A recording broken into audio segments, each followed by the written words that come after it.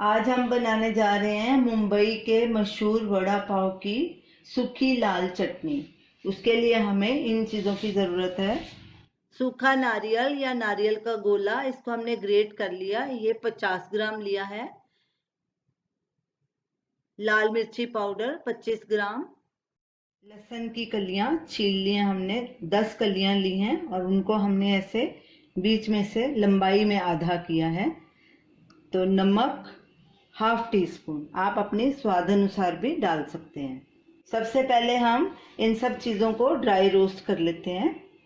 सबसे पहले हम नारियल को सिम पे रोस्ट करेंगे। गैस चलाएंगे, गैस को सिम पे ही रखना है और कड़छी लगातार चलाते रहना है ताकि नारियल जले नहीं। इसको ज़्यादा नहीं करना, हल्का गुलाबी रंग ही इसको करना है ताकि इसका मॉइस्चर निकल जाए। कड़छी लगातार चलानी है ताकि ये जले नहीं। नारियल का हल्का सा कलर चेंज होना शुरू हो गया, इसको ज़्यादा ब्राउन नहीं करना, नहीं तो चटनी कड़वी हो जाएगी। तो अब इसको हम एक प्लेट में निकालेंगे और ठंडा होने के लिए रखेंगे। पैन को पोंछ देंगे और अब इसमें लहसुन की कलियां ये ड्राई रोस्ट करेंगे। लहसुन भी हमारा ड्राई रोस्ट हो गया। इसको ड्राई रोस्ट इसलिए करते हैं ताकि इसका कच्चापन निकल जाए और इसका मॉइस्चर भी सूख जाए। अब इसको एक कटोरी में निकाल लेंगे। अब लाल मिर्च पाउडर को ड्राई रोस्ट करेंगे, इसमें भी अगर थोड़ा सा मॉइस्चर होगा वो भी ख़त्म हो जाए। इसको तकरीबन 30 सेकंड के लिए ड्राई रोस्ट करेंगे, ज़्यादा नहीं करना नहीं तो इसका कलर चेंज हो जाएगा। मिर्च भी ड्राई रोस्ट हो गई, इसको प्लेट में निकालेंगे। ये तीनों इंग्रेडिएंट्स ठंडे हो जाएं तो फिर हम इनको ग्राइंड करेंगे।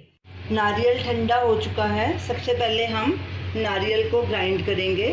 इसको ज़्यादा बारीक नहीं करना, दरदरा इसको ग्राइंड करना है। नारियल को हमने पल्स पे ही 2-4 बार ग्राइंड किया है, ज़्यादा बारीक नहीं करना, दरदरा ही इसको पीसना है। अब इसको एक प्लेट में निकाल लेंगे। अब लहसुन को ग्राइंड करेंगे। लहसुन भी ग्राइंड हो गया।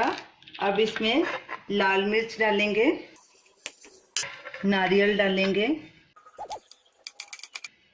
और नमक डालेंगे और इसको 2-3 बार पल्स करेंगे ताकि ये अच्छे से मिक्स हो जाए। सब चीज़ें अच्छे से ब्लेंड हो गई हैं। अब इसको एक बोल में डालेंगे। तो ये रही हमारी आज की रेसिपी, मुंबई का मशहूर वड़ा पाव की सूखी लाल चटनी। तो इसका टेक्सचर ऐसे होना चाहिए, सूखा, पेस्ट नहीं बननी चाहिए, ऐसे सूखा सूखा होना चाहिए। तो इसको अब हम एयर टाइट जार में भर के फ्रिज में रखेंगे जो कि 1-1.5 महीना आराम से चलेगी। तो इसको आप ज़रूर ट्राई कीजिए और हमें अपना फीडबैक दीजिए और हमारी इस वीडियो को शेयर कीजिए, कमेंट कीजिए, लाइक कीजिए और हमारे चैनल को सब्सक्राइब कीजिए। Thanks for watching.